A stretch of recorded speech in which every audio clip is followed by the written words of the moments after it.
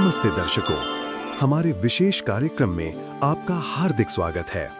आज हम आपको एक ऐसी दिव्य यात्रा पर ले चलेंगे जहां हम जानेंगे श्रीमद् भगवद गीता अध्याय 1 अर्जुन विषाद योग श्लोक 1 से 10 मनोभूमि पर धर्म युद्ध का आरंभ। ये केवल श्रीमद् भगवद गीता नहीं बल्कि स्वयं परम सत्ता की लीलाएं हैं जो हमें जीवन के गहरे रहस्यों और धर्म के सिद्धांतों से परिचित कराती हैं। आज हम श्रीमद् भगवद गीता के प्रथम अध्याय के पहले 10 श्लोकों की व्याख्या को श्लोक दर श्लोक समझते हैं। जैसे कोई तपस्वी संत अंतर्दृष्टि के साथ श्रोताओं को संबोधित कर रहा हो। श्लोक 1 धृतराष्ट्र उवाच धर्मक्षेत्रे कुरुक्षेत्रे समवेता युयुत्सवः मामकाः पांडवाश्च किम कुर्वत संजय। धृतराष्ट्र बोले, हे संजय, धर्मभूमि कुरुक्षेत्र में एकत्र होकर युद्ध की इच्छा रखने वाले मेरे और पांडु के पुत्रों ने क्या किया। ये श्लोक युद्ध के आरंभ से पहले की मानसिक स्थिति को दर्शाता है। धृतराष्ट्र का ये प्रश्न केवल सूचना के लिए नहीं है, इसमें छिपा है गहरा मनोवैज्ञानिक संकेत। धर्म क्षेत्रे शब्द स्वयं इस युद्ध को केवल भौतिक नहीं बल्कि आध्यात्मिक संघर्ष घोषित करता है। मम काहा कहकर धृतराष्ट्र ने पहले ही पक्षपात दर्शा दिया। यहाँ प्रश्न के भीतर एक भय, एक असुरक्षा और एक संशय भी है। कहीं धर्म क्षेत्र में धर्म की ही विजय न हो जाए। ये केवल युद्ध का आरंभ नहीं, एक आंतरिक यंत्रणा का उद्घाटन है। श्लोक 2 संजय उवाचा दृष्ट्वा तु पांडवानीकं व्यूढ़ं दुर्योधनस्तदा आचार्यमुपसंगम्य राजा वचनमब्रवीत। संजय कहता है, पांडवों की सेना को व्यूहबद्ध देखकर दुर्योधन व्याकुल होकर गुरु द्रोण के पास गया।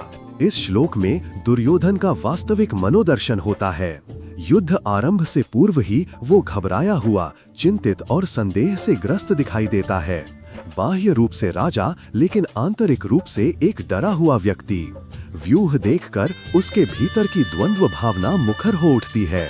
श्लोक 3 पश्यताम पांडुपुत्राणाम आचार्य महतीम चमूम व्यूढ़ं द्रुपद पुत्रेण तव शिष्येण धीमता। हे आचार्य, देखिए पांडवों की विशाल सेना जिसे आपके ही शिष्य धृष्टद्युम्न ने सजाया है। यहाँ दुर्योधन व्यंग्य करता है। उसकी वाणी में सम्मान नहीं, कुंठा और आरोप है। वह गुरु द्रोण की निष्ठा पर प्रश्न उठाता है। यह शब्दों का कूटनीतिक प्रयोग है। जहां एक ओर वह अपने भय को छिपा रहा है, दूसरी ओर गुरु को याद भी दिला रहा है कि तुम्हारे शिष्य अब तुम्हारे विरोध में है। श्लोक 4 अत्र शूरा महेशवासा भीमार्जुन समायुधि युयुधानो विराटश्च द्रुपदश्च महारथाः। यहाँ प्रमुख धनुर्धारी योद्धा हैं भीम और अर्जुन के समान युयुधान, विराट और द्रुपद। ये गिनती भय के कारण है।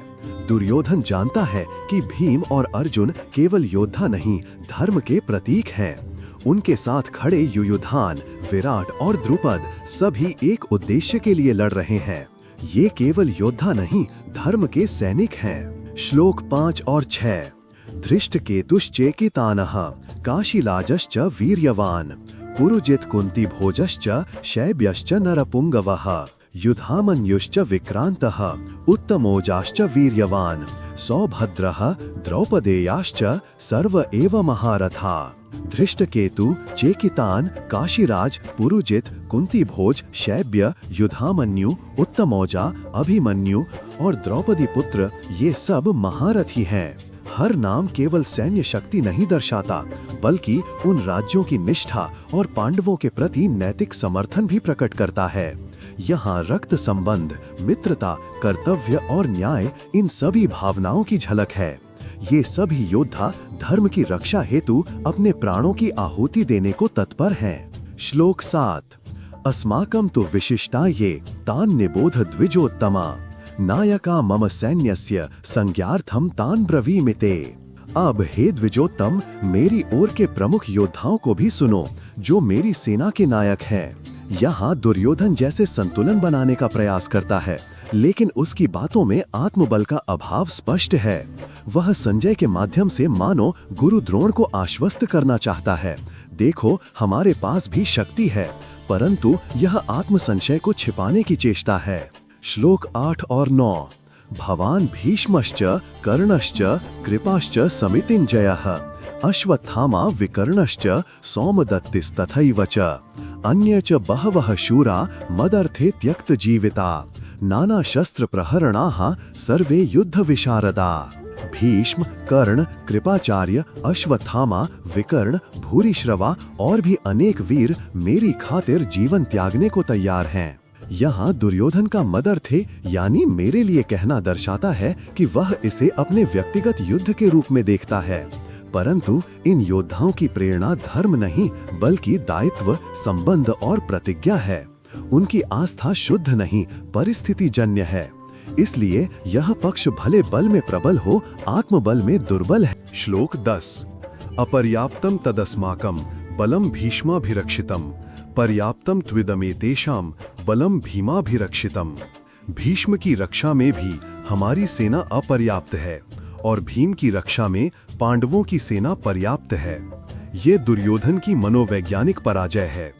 यद्यपि भीष्म जैसा महान योद्धा उसके पक्ष में है, फिर भी वो स्वयं को शक्तिहीन अनुभव करता है, क्योंकि वो जानता है कि भीष्म हृदय से इस युद्ध में नहीं है। उनका धर्म उनके कर्तव्य से संघर्ष कर रहा है। निष्कर्ष, प्रथम 10 श्लोकों में ही संपूर्ण महाभारत का बीज छुपा है।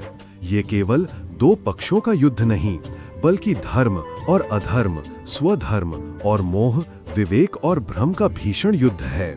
धृतराष्ट्र का भय, दुर्योधन की असुरक्षा और पांडवों की धर्मनिष्ठा, ये सारे मनोभाव भविष्य के युद्ध का परिणाम